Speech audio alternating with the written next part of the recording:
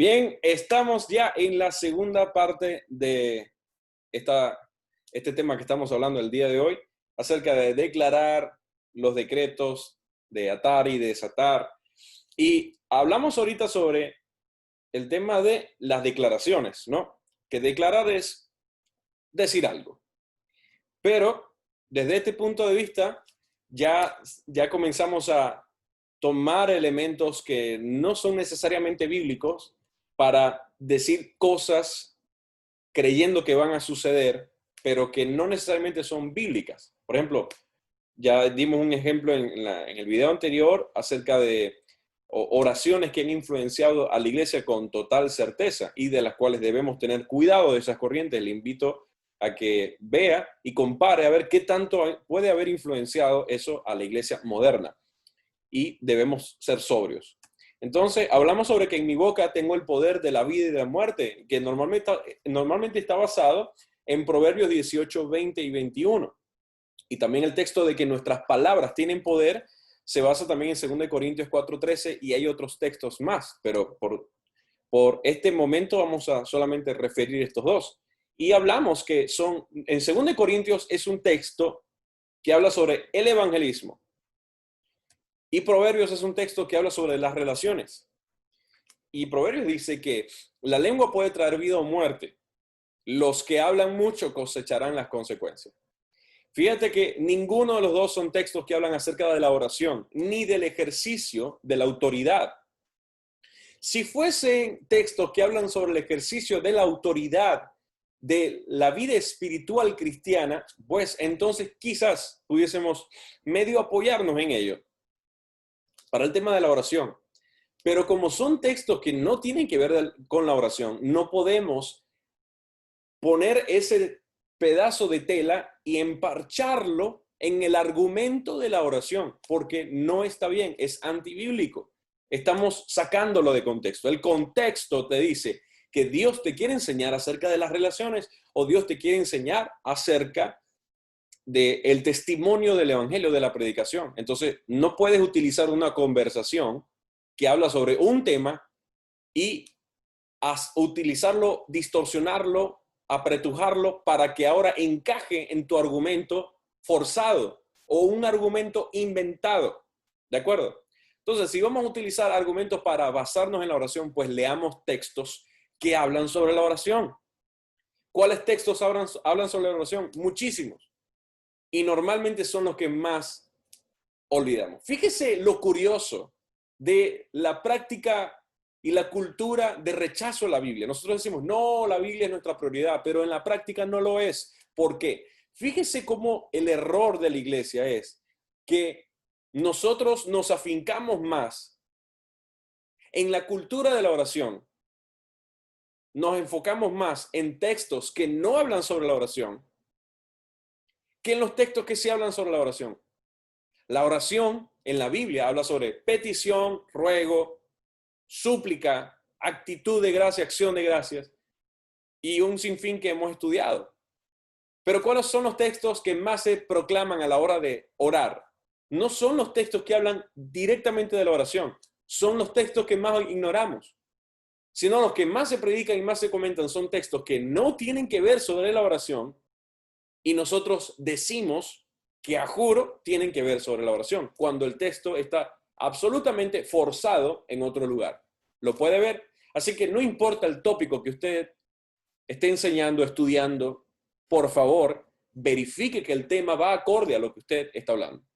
Así que si está hablando un tema de relaciones, pues use textos que hablen explícitamente de relaciones y no busque forzar textos que hablan sobre la oración, para que entren en su argumento solo para justificar lo que usted piensa, pues es un tremendo error. Vamos a seguir con el punto, viendo otro tema muy, muy polémico, el tema de atar y desatar. Yo ato y desato, amarro y desamarro. Ahí puede ver una imagen de un cordón. ¿Y dónde se basa este texto? Pues se basa en, déjeme buscar aquí, en Mateo 16, 19 y Mateo 18, 18.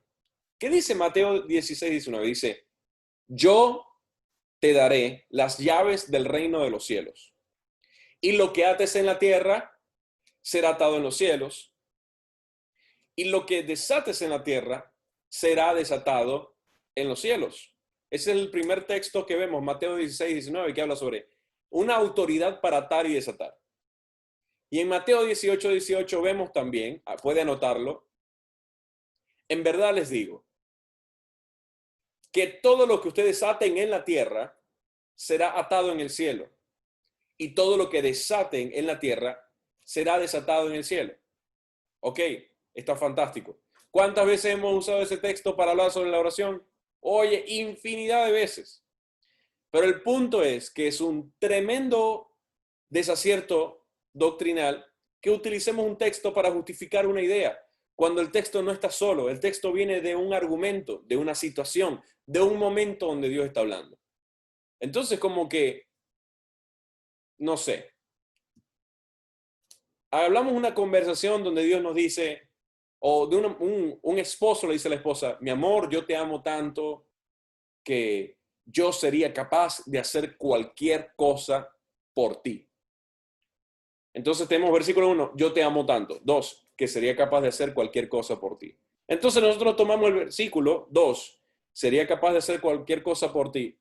Imagínense que comenzáramos a predicar de que ese esposo es capaz de dejar a la esposa por ella, de abandonar a la familia por ella.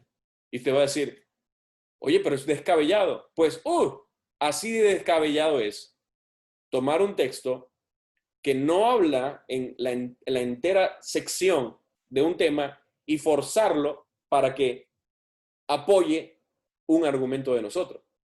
Atar y desatar es uno de los textos más mal puestos. ¿Por qué? Porque Mateo 16, 19 y Mateo 18, 18, en sus contextos, hablan de completamente otra cosa que nuevamente no tiene nada que ver sobre la oración. En Mateo 18, 18, Jesús no está enseñando a orar. No está enseñando a orar. Jesús está hablando de otra cosa. En Mateo 16, la autoridad que habla de atar y desatar, habla sobre la autoridad que tiene la iglesia, de que gente conozca del evangelio, que tú puedes asegurar y puedes promover que una familia entre a las bendiciones de Dios y a las bendiciones del acceso del reino de Dios. Y la iglesia puede también advertir juicio, hablando de atar y desatar. Juicio, ¿verdad? Condenación, arrepentimiento a los hombres de la advertencia de no seguir al Señor y de la condenación eterna. Eso habla Mateo 16, 19. Nos está hablando de esa autoridad que tiene la iglesia para anunciar el evangelio, que se unan al evangelio o que salgan del evangelio o las consecuencias que tienen por entrar o de salir. Ahora, el B, el otro texto, Mateo 18, 18, es un texto que tiene mayor amplitud, ahí hay un mayor desarrollo. Y cuando usted está leyendo Mateo 18, 18, se va a dar cuenta que no tiene nada que ver con la oración. Es más, Jesús está hablando es de la disciplina en la iglesia. Puede decirlo conmigo, disciplina en la iglesia. Disciplina en la iglesia. No está hablando acerca de la oración. Cuando habla de atar y desatar, fíjese por favor y medite conmigo. Aquí dice que la autoridad para atar y desatar sí la tenemos. Y sobre todo una autoridad apostólica, una autoridad de las autoridades de la iglesia. Sí tenemos autoridad para atar y desatar. Claro que sí. Sobre todo las autoridades. ¿Pero para qué? ¿Qué vamos a atar y qué vamos a desatar? Bueno, en la gran comisión, la iglesia puede definir, ¿verdad? ¿Quién está dentro del cuerpo y quién está fuera del cuerpo? Cuando Jesús está hablando en Mateo 18, está hablando sobre la gente que no quiere ser corregida, la gente que recibe disciplina y no cambia, ni tiene arrepentimiento. Y ahí Jesús cierra con broche de oro la sección de cómo disciplinar y cómo formar, diciendo, entonces ustedes tienen autoridad de atar y desatar. ¿Qué quiere decir? Cuando alguien no hace caso a la reprensión, cuando alguien no escucha, no atiende, ya lo exhortaste una vez en privado, 2, con unos testigos, 3, en público, ya cuando ya no, a la tercera ni siquiera reacciona, entonces la cuarta vez dice la Biblia, entonces tómenlo como si fuera un cobrador de impuestos o un gentil. ¿Qué quiere decir eso? Que tú lo sueltes. o desatar. Lo puede ver. Entonces, nuestra autoridad de atar y desatar es la autoridad de disciplinar o ejercer disciplina dentro de la iglesia. Es decir, cuando nosotros disciplinamos, Dios está diciendo, yo apruebo su disciplina. Cuando atamos a alguien al cuerpo de Cristo, Dios concede bendición a eso. Y cuando los pastores, las autoridades de la iglesia, desatan a alguien del cuerpo de Cristo y decimos, no te reconocemos como miembro de la iglesia, no te reconocemos como un cristiano, no has dado evidencia de eso y tu corazón de verdad está lejos de Dios, entonces Dios bendice eso. Porque la iglesia tiene que tener disciplina, tanto para saber que el que está, está, y el que no está, pues que no esté. Y cuando habla de atar y desatar, es sobre la definición de estos límites y de la claridad de que alguien está comprometido o no está comprometido, nació de nuevo o no nació de nuevo, quiere ser formado, corregido, disciplinado o no. Depende de la categoría, tú lo certificas como dentro de la iglesia o sencillamente no es parte de nosotros. Como decía Juan, se fueron de nosotros para demostrar que nunca estuvieron con nosotros. El texto de atar y desatar habla sobre la autoridad que tiene la iglesia para proclamar la entrada al reino de Dios o la salida del reino de Dios y para la disciplina dentro de la iglesia. Entonces, ¿que Dios nos dio autoridad para atar y desatar? Claro que sí. La pregunta es, ¿para qué? ¿Y cómo lo va a descubrir? No leyendo un texto nada más, es leyendo el contexto. Y nuevamente, no es un texto que hable cerca de la oración, como para que lo usemos en el tema de la oración. Entonces, aquí dice la palabra, si el hermano no acepta la disciplina, la cuarta y última medida será tenerlo como un ajeno a la iglesia o expulsarlo de la iglesia. O otro término es la excomunión, que tú no perteneces a la iglesia porque una, dos, tres veces no hay arrepentimiento de ninguna manera, se te aconsejó, se te amó, se te sirvió, se te atendió y sigues viviendo una vida anticristiana, pues no te podemos reconocer como parte del cuerpo de Cristo. Entonces, el apóstol Pablo habla de esto claramente en 1 Corintios 5:13, en el contexto de Mateo 18. Y fíjense que hay otro texto que es importante tomar acotación aquí, porque ahora sí hablando sobre guerra espiritual, porque Jesús habló de guerra espiritual, solo que hay que ubicarlo bien. Jesús hablando sobre guerra espiritual habló sobre el hombre fuerte y sobre atar al hombre fuerte. ¿Lo recuerda? Ahí sí habla sobre la oración y ahí sí habla sobre la autoridad. Pero fíjese cómo es que dice. Mateo 12, 25, 29, no lo tengo en la pantalla, pero por favor anótelo. Mateo 12, 25 al 29. Dice, pues, ¿quién tiene suficiente poder para entrar en casa de un hombre fuerte como Satanás y saquear sus bienes? Solo alguien aún más fuerte que él, alguien que pudiera atarlo y después saquear su casa. De nuevo dice, ¿quién tiene suficiente poder para entrar en la casa de un hombre fuerte como Satanás y saquear sus bienes? Solo alguien aún más fuerte que Satanás, alguien que pueda atarlo y después saquear su casa. Eso lo dice la Nueva Traducción Viviente. Entonces, nadie puede tomar a un hombre fuerte, ¿verdad? O sacarlo si primero no lo ata y lo puede expulsar. Pero tiene que ser más fuerte que él. Ahí Jesús, hablando de autoridad y hablando sobre guerra espiritual, no está hablando necesariamente ni de ti ni de mí. Está hablando de él mismo y de su obra como Mesías, como Salvador. Él mismo, siendo mayor que Satanás, iba a morir, a vencerlo, a atarlo y quitarle la autoridad para tomarla a él y traer libertad. ¿Quién tiene la autoridad de entrar a los demonios que están en una casa, a entrar a los demonios que están en el corazón de alguien, atarlo y echarlo fuera? Solamente Cristo, porque Él hizo eso por la humanidad que en su plan fue redimida. Entonces, ¿quién puede atar a Satanás? Cristo mismo. Ahora nosotros tenemos la autoridad de Cristo para representarlo, Pero sí vemos en la Biblia que tenemos, ya lo vimos en varios textos, los discípulos, los 70 e incluso los diáconos podían echar fuera demonios. Pero una cosa es echar fuera demonios, pero otra cosa es tomar textos y decir, ahora, no, yo ato a Satanás. ¿Entiende? Si los mismos ángeles, ¿verdad? Vemos en la palabra, tenían distancia y respeto, digamos, de limitante con Satanás, y nosotros queremos abusar de una autoridad que no tenemos.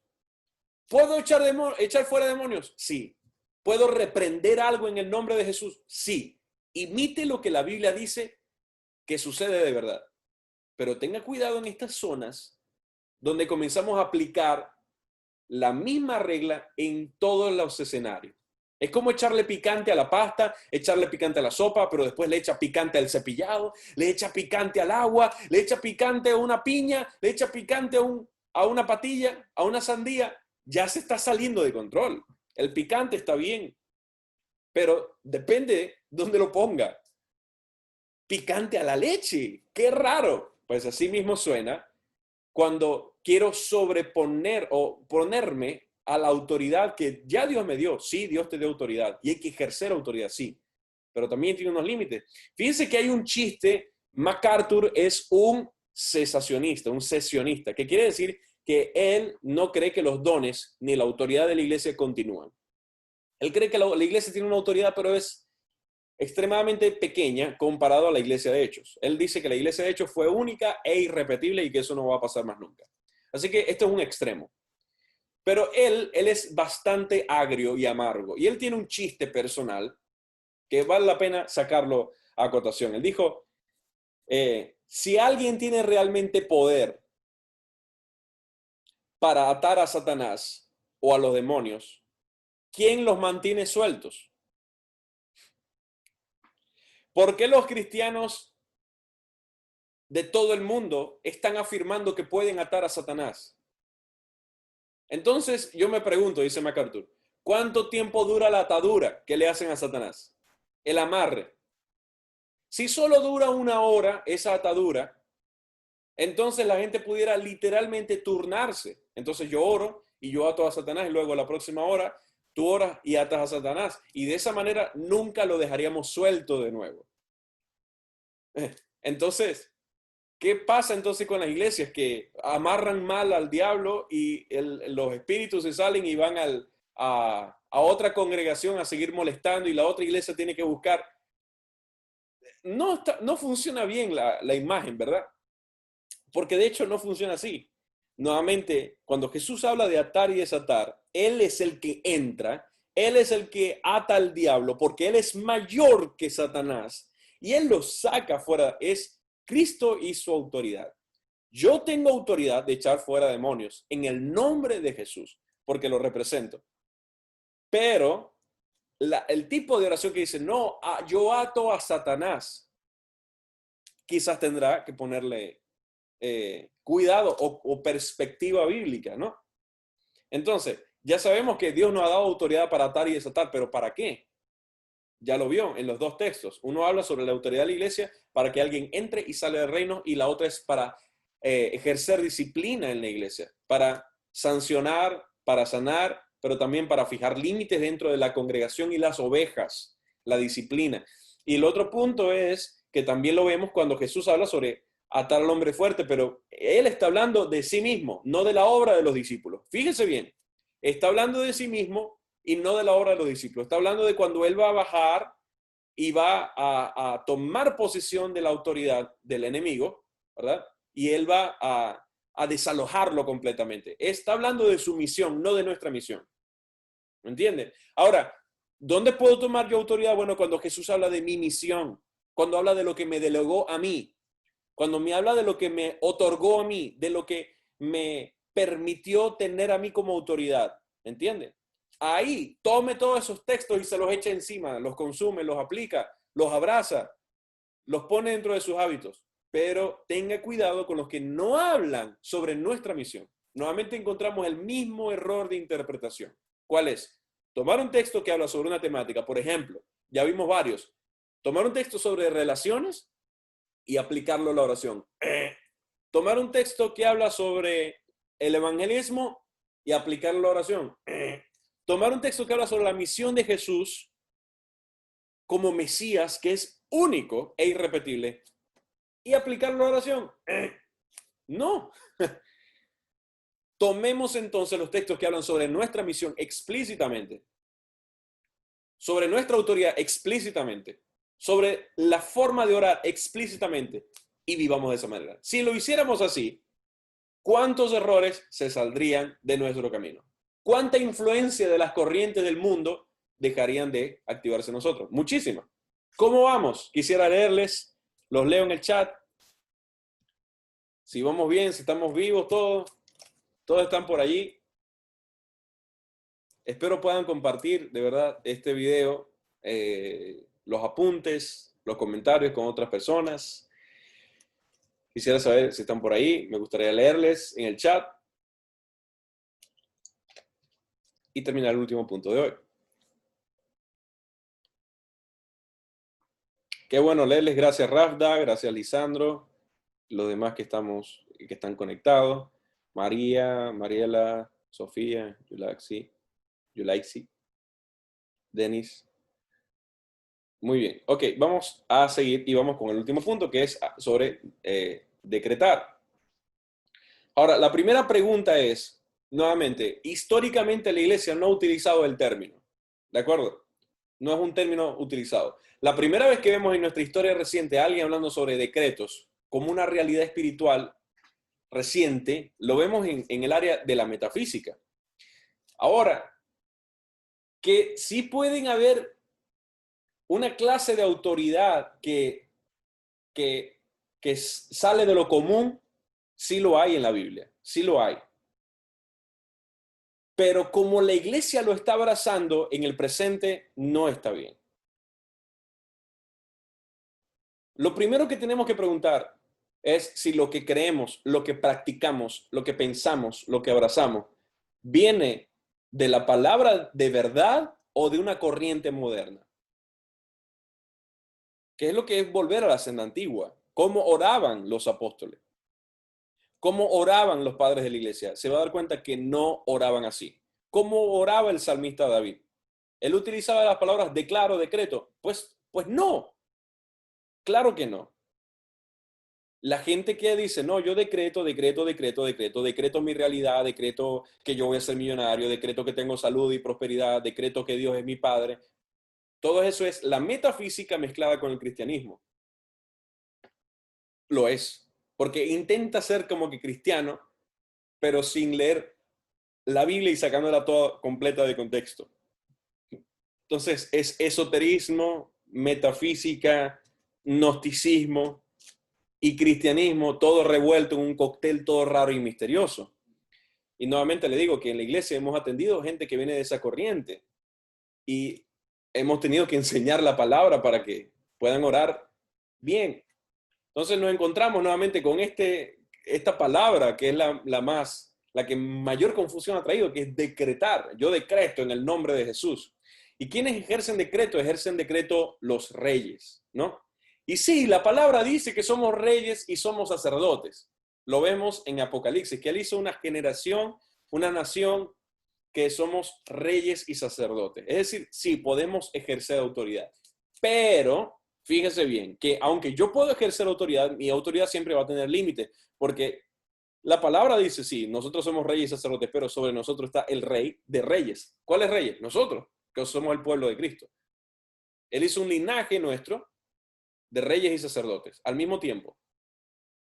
Pero no quiere decir que tenemos autoridad limitada porque estamos sujetos al que es rey de los reyes. Así que si lo va a utilizar para pensar que usted puede decir lo que usted quiera en nombre de Dios y creyendo que Dios lo dice a través de usted, pues tenga más celo y más cuidado. Entonces, ¿cuál es el rango? Póngase a ver, esto es otra pregunta que puede llevar a una reflexión profunda. Una buena pregunta. Si leyéramos la Biblia de tapa a tapa, sin haber escuchado nunca el término declarar o decretar, ¿podríamos decir que es bíblico? O podríamos llegar a la conclusión de que debe ser una práctica en la iglesia. Sí, olvidando todo lo que hemos escuchado. Yo le pregunté en el chat si ustedes, ¿cuál fue la primera vez que escucharon esa oración? O la primera vez que lo leyeron. Entonces yo les hago la pregunta. Entonces, si leyéramos la Biblia del principio, olvidando que alguna vez lo escuchamos, alguna vez nos lo enseñaron, alguna vez lo comentaron en un canal de televisión, en un libro, una oración, algún hermano, si ignoráramos que eso pasó, lo olvidamos y leyéramos la Biblia, pregunto yo, ¿llegaríamos a la conclusión de que hay que tener oraciones de declaración utilizando yo declaro y yo decreto? ¿Llegaríamos a la conclusión? Si la respuesta es que no llegaríamos a la conclusión, pues lo más sano es no usarlo. Porque no es una práctica que nazca de la palabra, ¿lo ve? Y corremos el enorme riesgo de que nazca de una corriente externa y ya nuestro evangelio será adulterado, o nuestra cultura, nuestra ética de oración ya estaría adulterada, porque es una corriente externa que está influenciando a la iglesia. ¿De acuerdo? Entonces, si usted leyendo la palabra no llega a la conclusión de que naturalmente, sin forzar nada, la palabra te motive a declarar, usar la palabra, yo declaro en el nombre de Jesús que esto va a pasar o esto o lo otro va a pasar. Si usted no lo encuentra de forma natural, pues entonces no sucede. Si no encuentra de forma natural que el cristiano debe decretar y usar la palabra, yo decreto que esto va a suceder, pues entonces no lo use, pues no es sano. Nuevamente, nos damos cuenta con esta pregunta, que esta pregunta sirve para tantas cosas. Si leo la Biblia de tapa a tapa, llegaría a la conclusión de que esto es así, o me lo están enseñando por fuera. Póngase a pensar. Es como el tema de la Virgen María. La Virgen María, si usted lee de tapa a tapa, se da cuenta que María no tiene ninguna relevancia doctrinal, teológica, y menos de la divinidad en la palabra. De hecho, el apóstol Pablo escribió más de la mitad de todo el Nuevo Testamento y jamás mencionó ninguna doctrina, ninguna exhortación, ninguna oración, ni ningún tipo de enfoque que hable acerca de María. Nada. Él abarcó temas desde la ropa, la forma de hablar, los matrimonios, los esclavos, la doctrina, la ordenación de obispos, la revelación de la palabra. Él hizo apologética, habló de una amplitud de temas enormes. Nunca trató a María.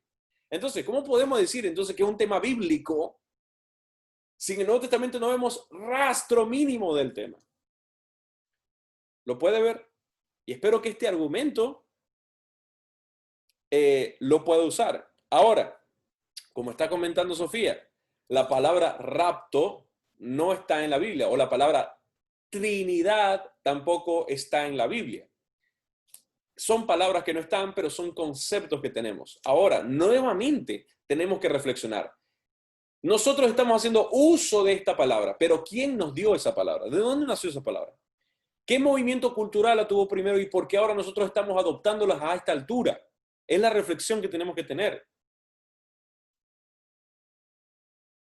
¿Lo ve?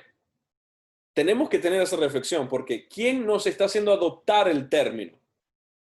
Es lo que hay que observar. Ahora, sí vemos en la Biblia gente que ejercía autoridad de una manera extraordinaria. Lo vemos, por ejemplo, vemos un rango amplio. Vemos que los apóstoles, ellos ordenaron, por ejemplo, el mago que estaba engañando, ¿verdad? Los apóstoles ordenaron que quedara ciego y el hombre quedó ciego. Así que vemos una palabra que desata como enfermedad. Pero también vemos los mismos apóstoles orando por un enfermo para que se levante y se levanta. Pero vemos a Pedro también con Ananías y Zafira, dándole una palabra de juicio, de que van a morir. Y de hecho, ellos mueren. Y vemos, por ejemplo, el profeta Elías y el profeta Eliseo haciendo milagros extraordinarios, como por ejemplo, que un hacha flote, o de que alguien resucite, o de que deje de llover. Y no pasó porque ellos oraron a Dios sencillamente, no, sino porque ellos ejercieron autoridad. O sea, vemos un nivel mayor de autoridad. Pero fíjese bien, no es para todo el mundo. ¿Quiénes vemos que tenían este nivel de autoridad extraordinario? Los profetas y los apóstoles. Y ojo, ni siquiera todos los profetas, porque los profetas que tenían señales extraordinarias eran Elías y Eliseo, no era todo el mundo. El resto de profetas en la Biblia no tenían la autoridad que tenía Elías y Eliseo.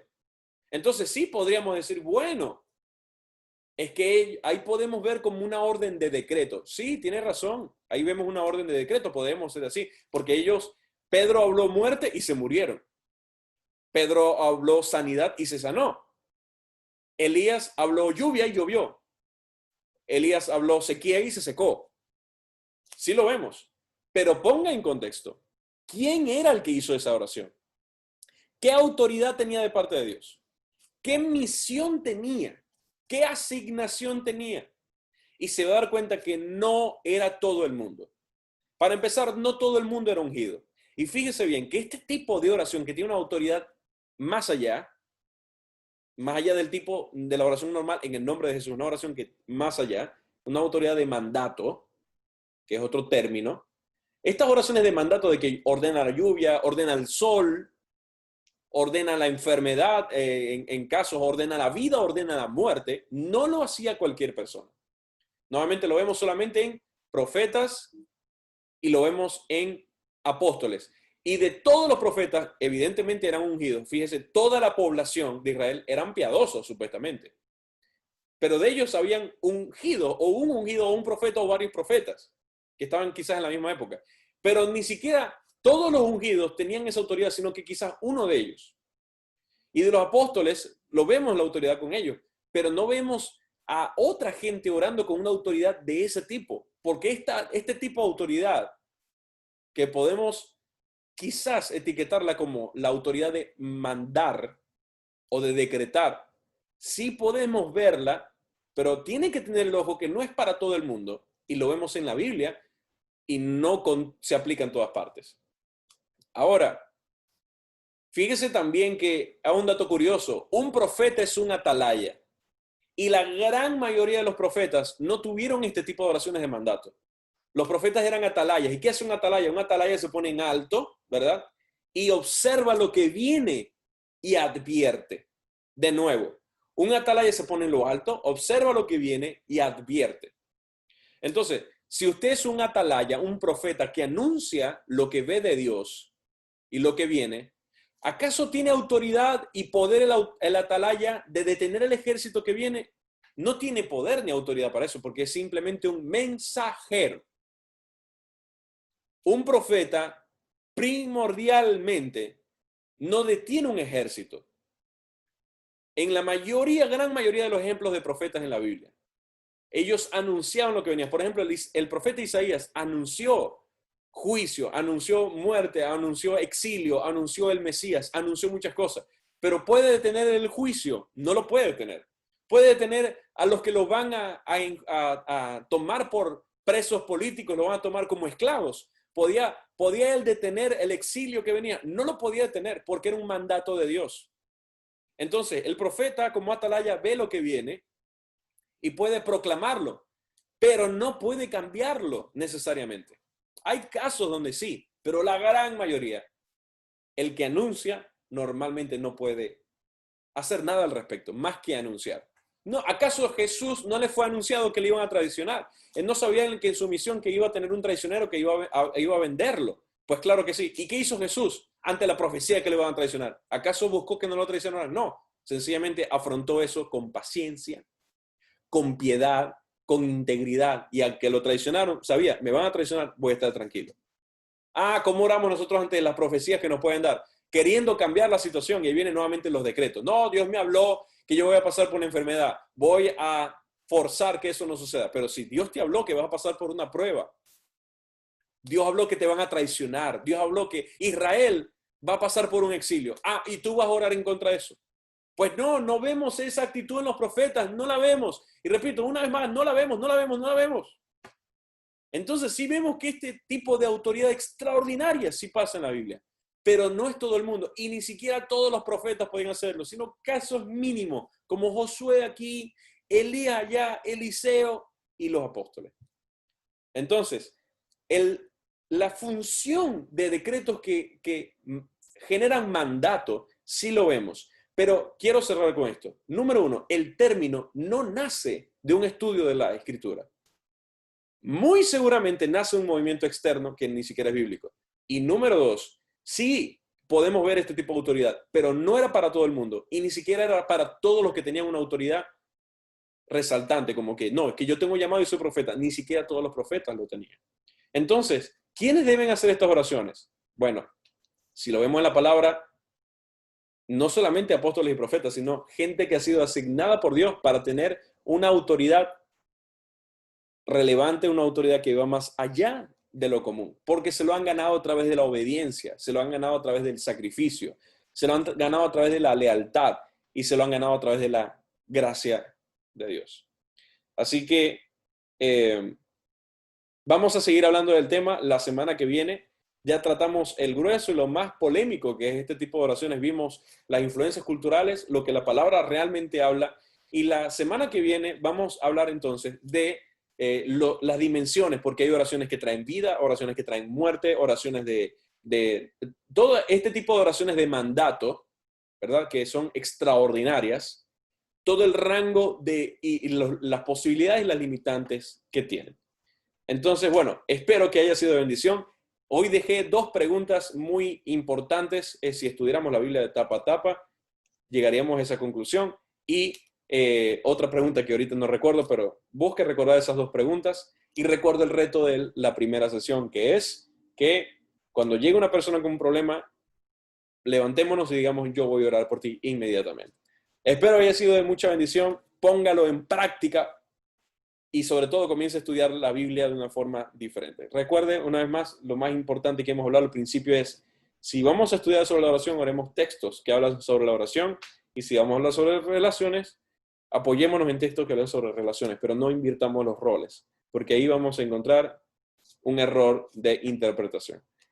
Un fuerte abrazo, que sea de bendición. Comparte el video, por favor. Ya va a estar publicado en unos pocos minutos. Un abrazo, bendiciones.